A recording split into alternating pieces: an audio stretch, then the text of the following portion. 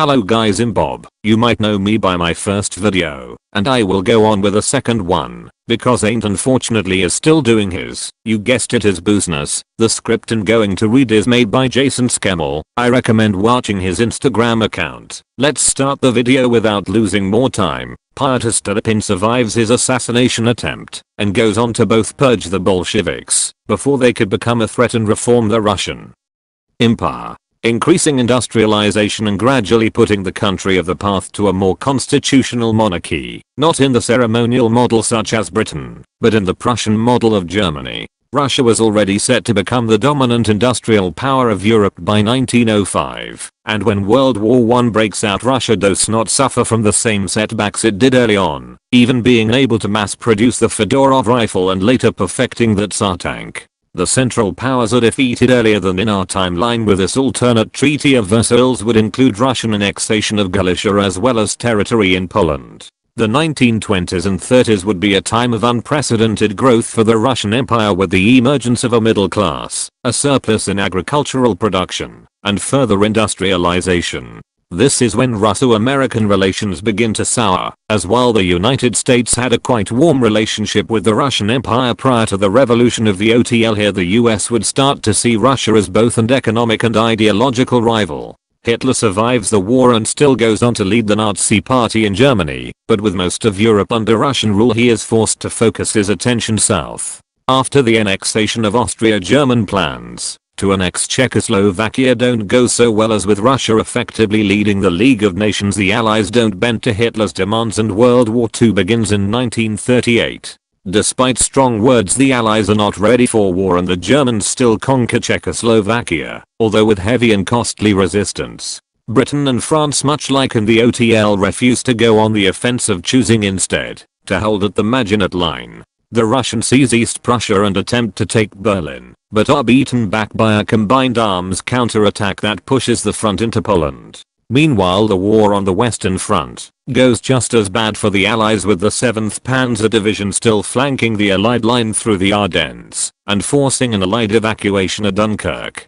The Battle of Britain goes worst for the Allies, as the RAF would not have had the numbers required if the war broke out early, and while Britain would not surrender as the Germans lacked the naval force required to invade the island, they would still be effectively neutralized for the time being. With the Western Allies defeated, all Axis resources go towards the front in Poland as the Axis launch offensive after offensive to break through to the Russian heartland before the Empire can fully mobilize its forces. The Germans only make it as far as Minsk before the fighting becomes too intense to push any further. While Stalin's purges of the army OTL removed most of the country's experienced military leaders, it also allowed for the rise of a new officer corps of men trained to fight a modern war. The only problem was every action taken needed to be approved by political commissars, who crippled the Red Army's command structure until 1943. In this timeline, Russia would not lose its most experienced officers, but would suffer from outdated military thinking early on.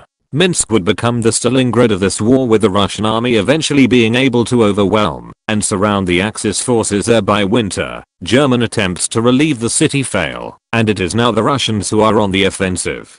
To make a long story short, the British continue to fight in North Africa, eventually driving the Axis out of the continent. In the east, Russians' forces gradually begin to push back the Axis, signing a separate peace with Italy, and eventually taking Berlin. By early 1940 the war is over. Meanwhile, the United States still ends up in a war with Japan after the attack on Pearl Harbor, though the US does not intervene directly in Europe, only sending money and materials for the Allied war effort.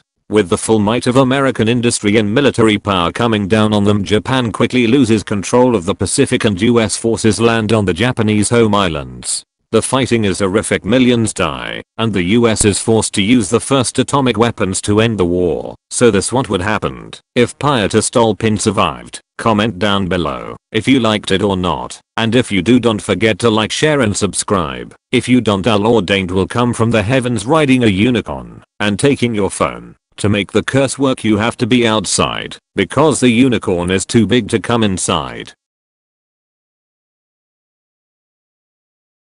Lord Aint in letter reminds me to thank Elio and all new subscribers for coming in. He also tells me to remind Bobo Guardian to get taller, because he apparently is too short, and he is 39.37 inches and a meatball tall. What, that's like the length of my D. Cyka Blyat!